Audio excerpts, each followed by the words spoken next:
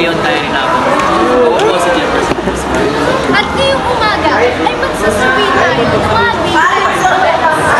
At ang mga isa-survey po namin ay ang mga dated content. At kami naman po ni Jefferson ang mamamagin. Nakakailangan nila sa pulsa. Tara na, simulan na natin.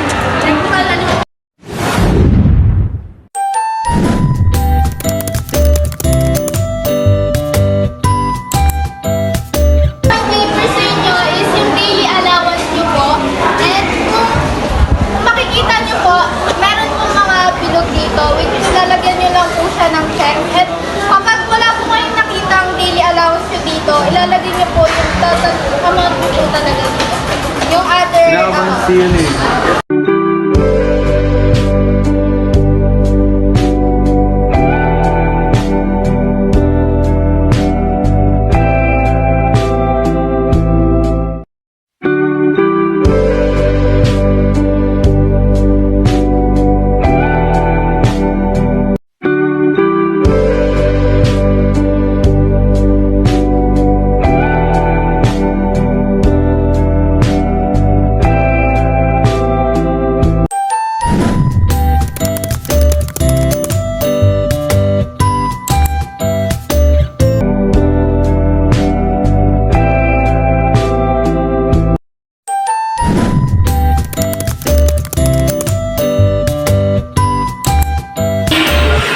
Hello po, magandang umaga po. Ako po si John Serendino po. At kami po ang district.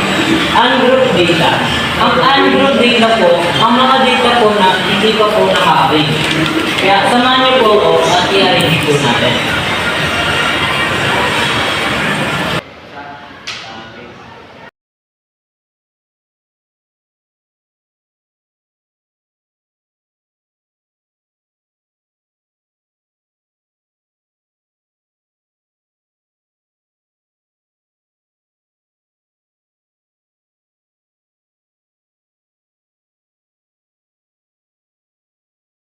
Sa pag-arrange ng mga data, nadapan lang po tayo sa pagsusun, tutulungan po tayo inabot.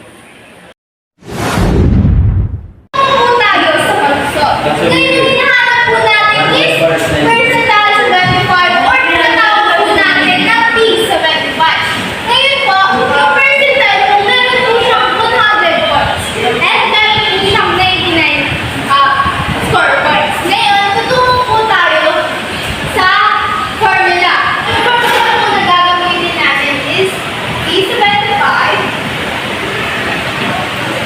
equals 75 over 100. Ngayon po, idadapat tayo. And that's 1. So, yung mga naka-arrange po ni Maldog kanina is bibilangin po natin yung numbers na yun. Kung saan ilalagay natin yung nabilang natin na number dun sa end at papalikan po natin siya na 30. So, E75 equals 75 over 100 30 plus 1.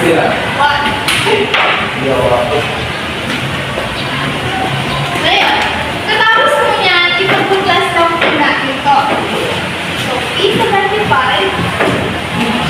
equals 25 over 100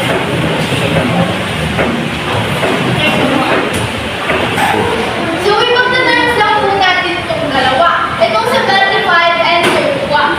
So, kapag ipag-times po natin, yung makukuha po natin is 2,305.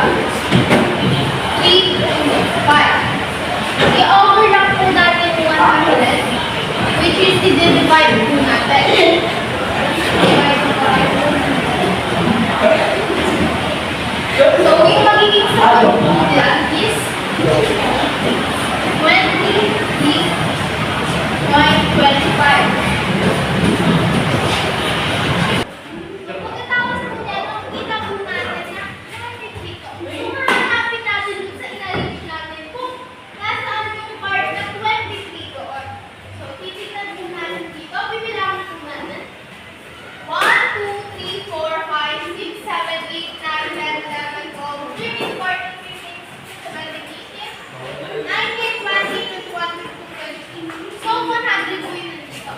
ilalagay po natin is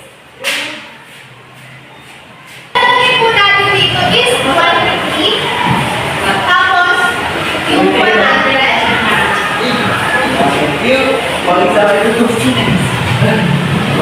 And then, kasunod po ng 20 which is 100. Bigyan ko natin dito yung katapat ko.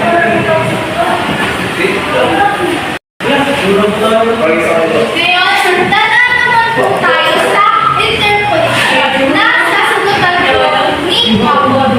Since tapos na po tayo sa solving measurement, dadako na po tayo sa interpolation. Kung saan po, hanapin po natin yung exact number ng dalawang pagitan na value. Then, kukunin lang po natin yung dalawang naka-parenthesis, which is yung 100.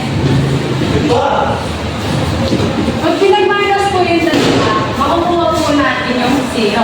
Then, i-receive lang po natin siya. Kakopy, then, ita-times po siya dito sa nakuha po natin 0.25. Pag pinag-times po yung dalawang yan, automatic na 0 po. Kasi, pag pinag-times po yung any number sa 0, 0 pa din po yung pagkakaroon. I-breakdown lang po natin siya ulit at i-copy. And pa-plus po natin siya sa first value dito. So, 100 po. Pag pinag-plus po siya, automatic po na 100 makukuha po natin. Then, dadako na po tayo sa interpretation which is explain po ni Labo. 75%. Bakit 75? Okay. Percent tayo ng 75, which is equivalent to 75%. Ang isulat natin ngayon ay 75% of the area natin of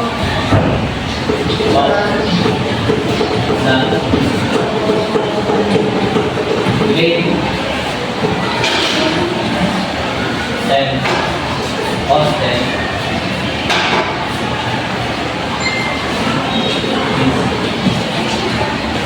less than or equal to 100.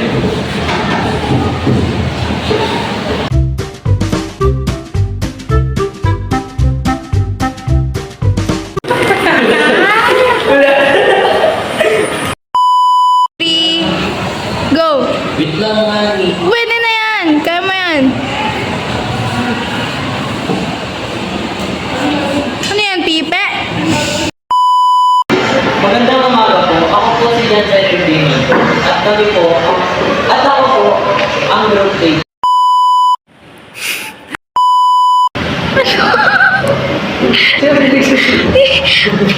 Gusto tayo lang sa Ngumiti daw siya! Oy!